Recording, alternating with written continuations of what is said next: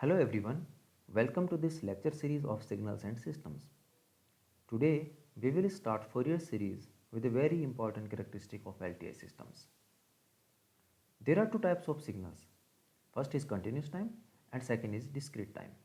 And any continuous time or discrete time signal may be periodic or aperiodic. Okay, so for periodic signals we use Fourier series. And what is this Fourier series?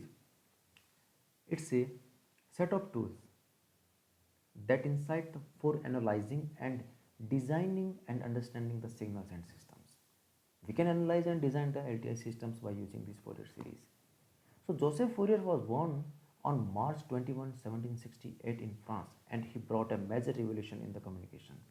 Without his theory, there is no communication. He was a person who brought the major revolution. Okay. So by using this Fourier series, we can represent a continuous time and discrete time periodic signals. Okay.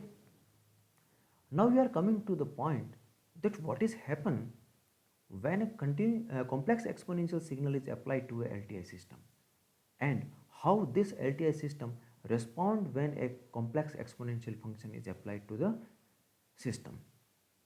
Okay. So if there is a complex exponential function, input function, that is e to the power st, and s is the complex variable, combination of real and imaginary part. The response of an LTI system to a complex exponential input is the same complex exponential with only a change in amplitude. This is the change in amplitude and this is the input signal.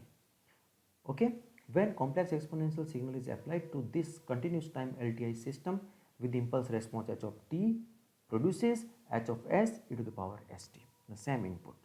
Okay, when we consider a discrete time LTI system with impulse response h of n, then this input z to the power n discrete time input is applied to the system, and output is same input z to the power n multiplied by h of z, and h of s and h of z the function of complex variable s and z.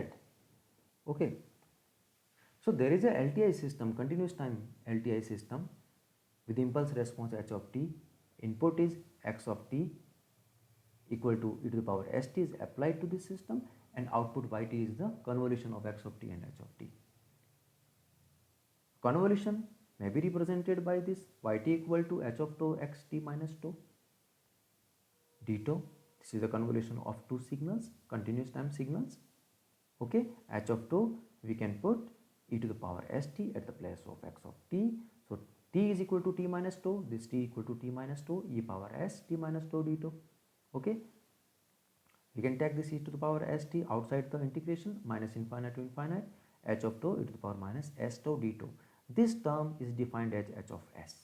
This is h of s, means eigenvalue, the change in amplitude of the particular function, where h of s is a complex constant whose value depends on s. S is complex variable. Okay, so h of s equal to this h of tau e to the power minus s tau d tau, minus infinite to infinite. So finally yt, the continuous time output of this system, is h of s e to the power s of t. This is eigenfunction and eigenvalues. So eigenfunctions may be defined as, if a complex exponential signal, that type of complex exponential signal applied to a system LTI system, then at the output end the same complex exponential signal produces with some changes in the amplitude. That type of functions are called eigenfunctions. So in discrete time systems, there is a discrete time system with impulse response h of n, input signal is z to the power n, and output is the convolution of this h of n and x of n, the impulse response and the input signal. So convolution can be defined like this: h of k x of n minus k, at the place of x of n we can put z to the power n is shifted by k points, z to the power n minus k, and this z to the power n multiplied by h of z. Okay, so h of z multiplied by z to the power n is the output of that discrete time LTI system, and z is the complex variable. Same, this is the eigenvalue, and z to the power n is the eigenfunction.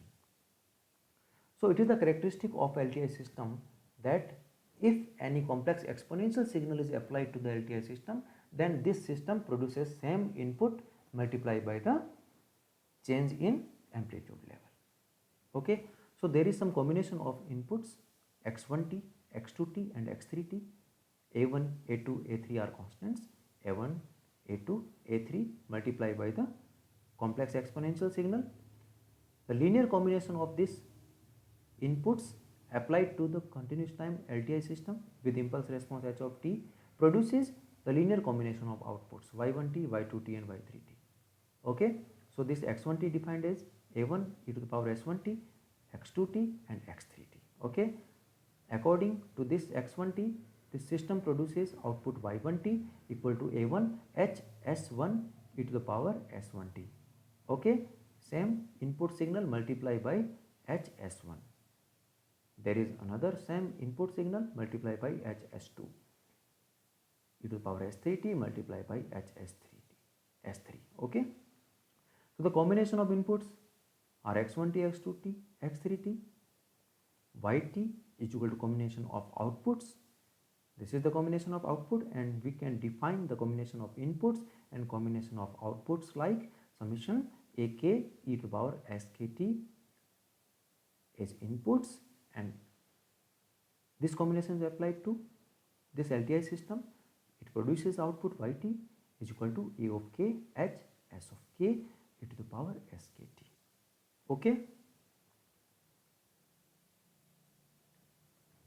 so in this lecture we talk about Fourier series, the basic definition of Fourier series. Fourier series is used for the periodic signals, and if combination of complex exponential signals is applied to any LTI system, then how it works on that particular signals and how it produces some output according to that complex exponential signals. Okay, that input appears at the output end because of this, because of the characteristic of this LTI system. Okay, in the next lecture we will discuss with some questions of Fourier series. There will be a very important lecture. Okay, so don't miss that, and we will meet in the next lecture. Thank you.